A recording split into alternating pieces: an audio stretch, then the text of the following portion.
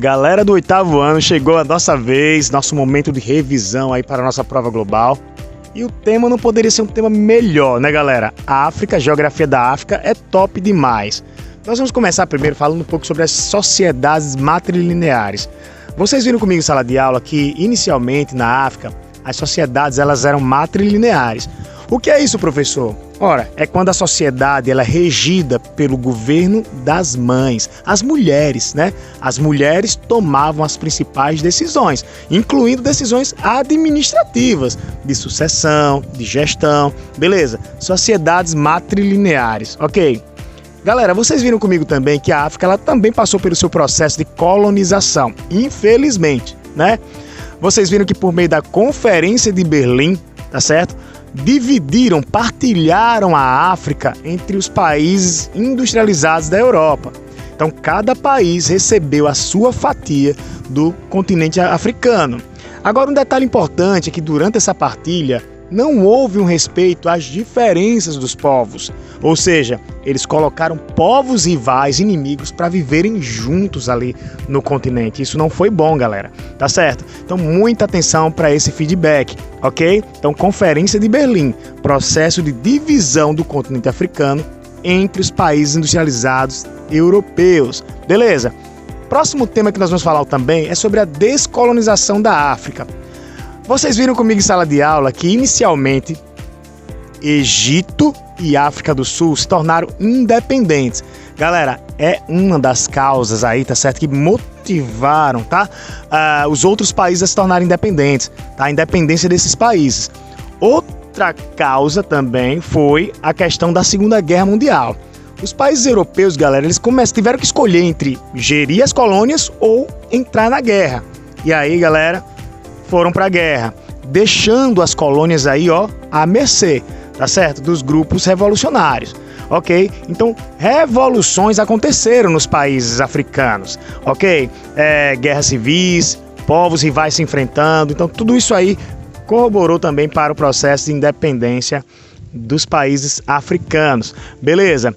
Gente, outro tema importante que nós não podemos deixar de abordar é sobre o renascimento africano e o pan-africanismo. Vamos entender primeiro o que é renascimento africano?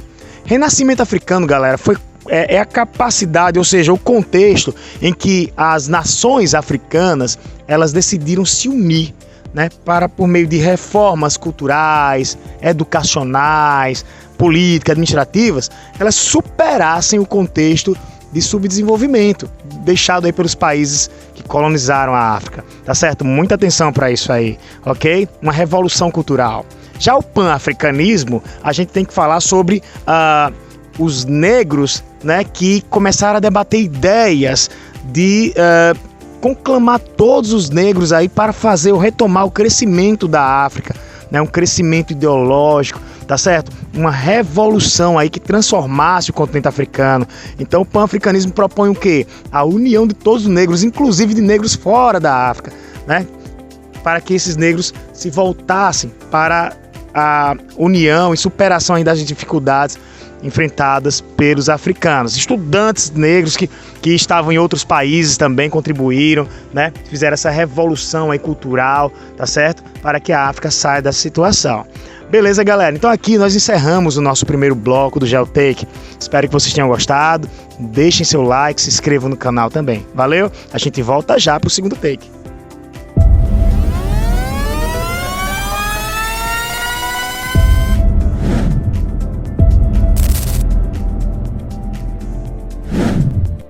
E vamos comigo, galera, nesse segundo take, regionalizar a África.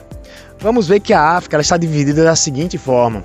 A gente divide em norte da África, o leste da África, o oeste da África, o centro ou a África Central e o sul da África. Beleza? Então memoriza isso, gente, tá bom? Como regionalizar o continente africano, beleza? Bom, o segundo ponto que eu queria chamar a atenção de vocês nesse take é sobre os aspectos físicos da África. Vocês viram comigo que o continente africano ele é muito antigo. E sempre que um professor de geografia falar para você que o continente ele é muito antigo, não tenha dúvida, nesse continente vai prevalecer um terreno erodido, um terreno antigo, desgastado pela erosão, pelo intemperismo. Então vamos nessa. Então lá na África nós vamos encontrar a predominância de planaltos, beleza? Planaltos são predominantes, planícies, nós vamos encontrar depressões também. E claro, não podemos abandonar aí, pessoal, os dobramentos modernos, tá bom? Nas áreas de choque de placas tectônicas, nós vamos encontrar aí, pessoal, montanhas como, por exemplo, a cadeia do Atlas, beleza? Muita atenção para isso aí. É importante vocês também entenderem que quando você está dando um rolê pela África, que você chega ali na Tanzânia, você vai encontrar o maior pico da África, que é o Monte Kilimanjaro. São mais de 5.000 metros de altitude.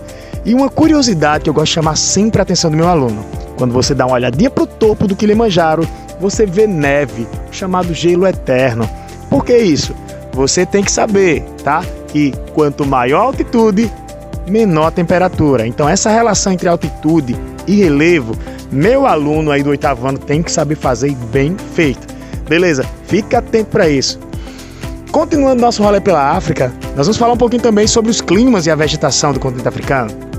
Lá na África, nós vamos encontrar climas como, por exemplo, clima equatorial, clima tropical, clima mediterrâneo, clima de altitude, tá certo? Nós vamos encontrar aí frio de montanha, né? Nós vamos encontrar aí também, pessoal, o clima semidesértico, desértico, tá? São exemplos de climas presentes no continente africano. Não esqueça disso, pessoal. E claro, junto com esses climas, nós vamos encontrar também uma variedade de vegetações. Floresta equatorial, que é a floresta tropical, tá certo? Nós vamos encontrar aí, pessoal, vegetação desértica, a vegetação semidesértica. Nós vamos encontrar a vegetação mediterrânea, tá bom? Então fica muito atento a essas questões envolvendo clima e vegetação, ok? Gente, nós estamos encerrando por aqui esse segundo take. Já estaremos voltando para o terceiro e último take para você fechar sua prova de geografia. Valeu, galera! Galera, nesse terceiro take, nós vamos falar um pouquinho sobre a hidrografia da África. Vamos nessa? Vocês viram comigo que na sala de aula, né? Vocês viram comigo em sala de aula que a hidrografia da África ela é diversa. Né? Ela é caracterizada aí por rios diversos. Só que nós vamos ter que destacar 3 principais rios dessa vasta hidrografia. Tá certo? De bacias endorreicas, exorreicas. Nós vamos ter que separar 3 principais. Eu vou começar com o Rio Nilo. Vamos nessa? O Rio Nilo ele é considerado o maior rio do continente africano. Beleza? Ele passa por áreas tropicais, equatoriais, sendo abastecido por muita chuva. E isso dá forças para o Rio Nilo avançar pelo deserto do Saara, adentrar o Egito, desaguar no Mar Vermelho. Tá? É o Rio Nilo, não esqueça dele. O segundo rio é o Rio Níger. O Rio Níger ele é caracterizado também por passar por áreas tropicais, equatoriais, ser abastecido, né? Também ajuda a população na prática da agricultura, da pecuária lá na África, tá bom? É um rio muito importante para a África. E o terceiro rio é o Rio Congo. Gente, esse rio ele é caracterizado pela vasta biodiversidade. Não esqueça disso. Eu até brinquei com vocês em sala de aula. Eu não teria coragem de dar um mergulho no Rio Congo. Não dá. São muitos animais, pessoal, e animais assim, uau, que dá um medo, dá um medinho, né? Então, o Rio Congo ele é caracterizado por suas imensas quedas d'água, cachoeiras diversas, ok? Então não esquece disso, certo?